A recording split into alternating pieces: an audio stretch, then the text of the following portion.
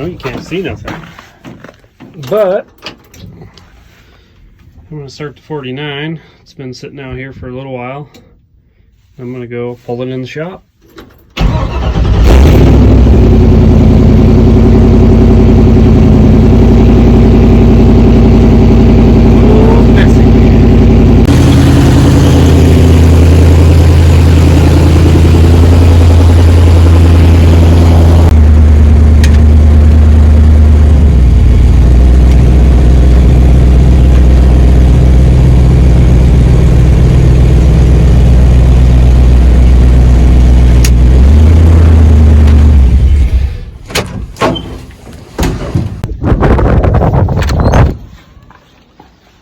Hey everybody, welcome back.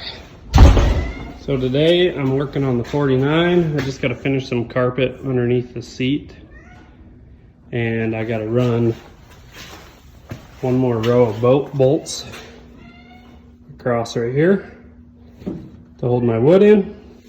I think the bed turned out pretty cool. Blue pine and burned it. That's my fuel tank for now until I feel like putting one in the bed right in this area from Holly. But for now it's just a Suburban tank, their sending unit. Hooked up the original nozzle up on the side of the bed and wired it in. That's what I'm using there, but it'll work for now. Another thing I'm going to do is I'm going to mount latches right here. Remove this ugly reflector. Mount latches right here somewhere, and right here somewhere, probably lower than the original hole.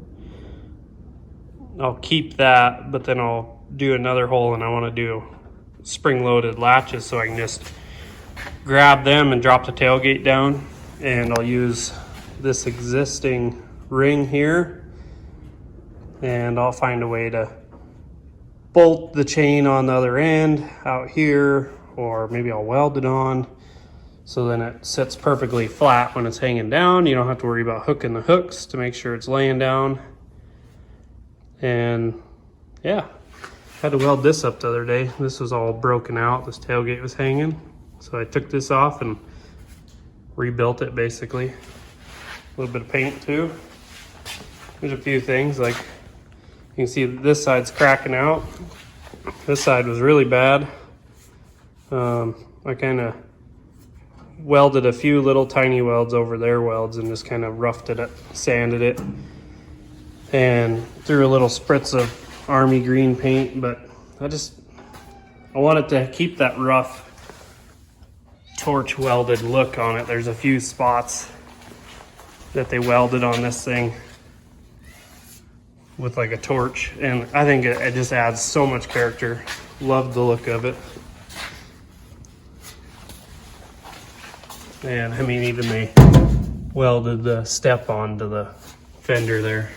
Just cool things that I'm gonna keep on the truck. I want to keep the looks, and yeah, so a few things I'm gonna do on it, and I'll do a few short little videos. So down here, I'm gonna cut some carpet that fits in here, and I think, you know, I got a lot of foam and a lot of sound deadener in this cab. It'll quiet down a lot, but just doing the carpet, just another quick little feature to make it look a little better. I also ordered the new LMC panels that'll go here with the trim, but I think today I'm going to take this handle, put it on that side, take this handle, put it on this side, because if you flop the brackets, and I don't remember, some reason I've always swapped door to door.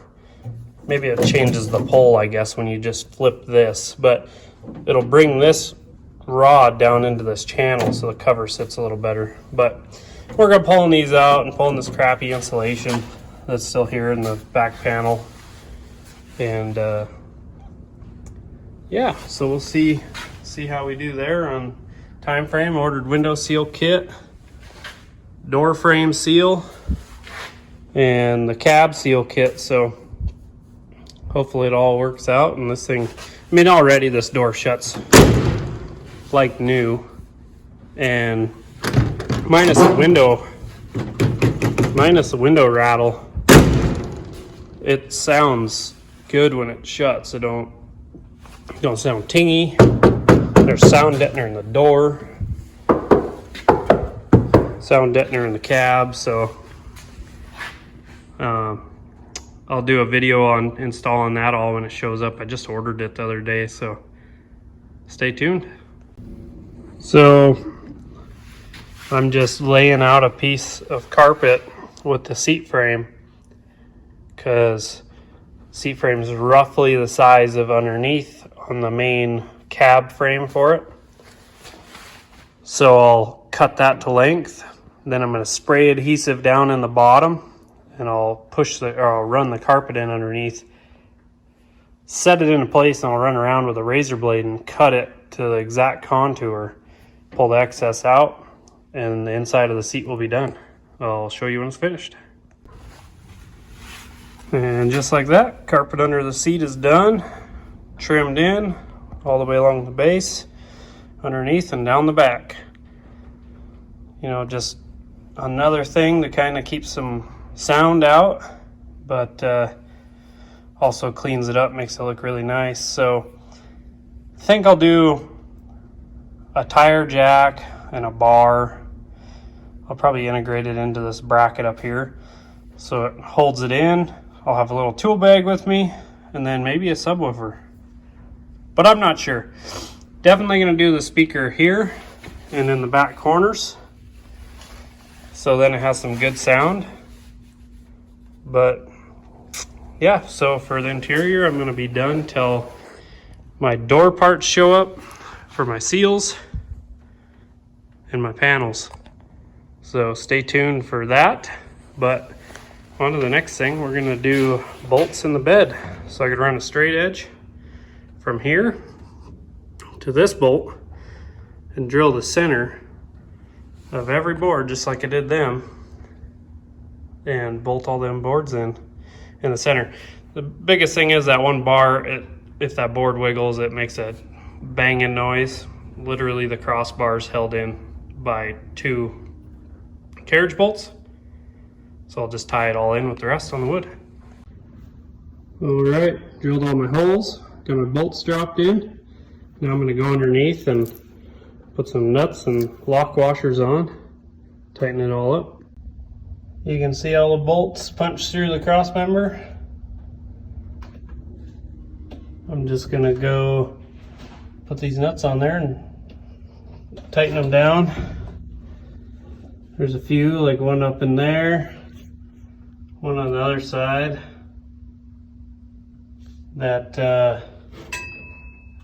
I'm gonna have to get with a ratchet. Oops, sorry, about dropped it.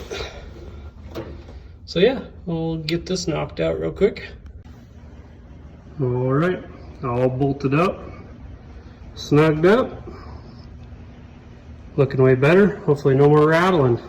But also, just a little tech tip, when removing these door handles and these window cranks on these 40s and early 50s Chevy pickups, some know this, but there is a cover screw.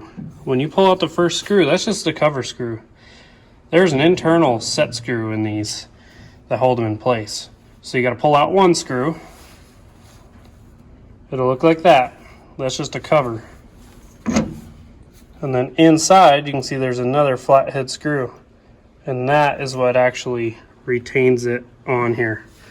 So just a little video on that, and that way if somebody's having troubles getting the handles off, that's how you do it. So one thing I like to do on all my 40s and early 50s pickups is take the driver's handle off over there in the bracketry, put it on the passenger side, and that way the orientation of the handle is still fairly correct, and then it actually leaves this running in this groove. And then when you put your panel on, it isn't bulging and rubbing your bar right there. It isn't slapping and rattling. And I think that's how it should have been from the factory. Only downfall, but you can always put a little nut in the backside. You just lose one bolt. So I just put them back in, flip it upside down, have it hooked here, and it'll still function the same. And it looks better. All right, and when you're done, I angle the handles up so you pull on it and then put your elbow into the door to open it. Then push it forward to lock. That's just the way I like to do it. I mean, everybody's different. Maybe they have their own ways, but that's how I do my door handles. So now next, I'm just waiting on my panel to go on. Got to order one of them. Both of them were missing. So yeah, you can see the other side's done. And that's how I set up my door handles on these.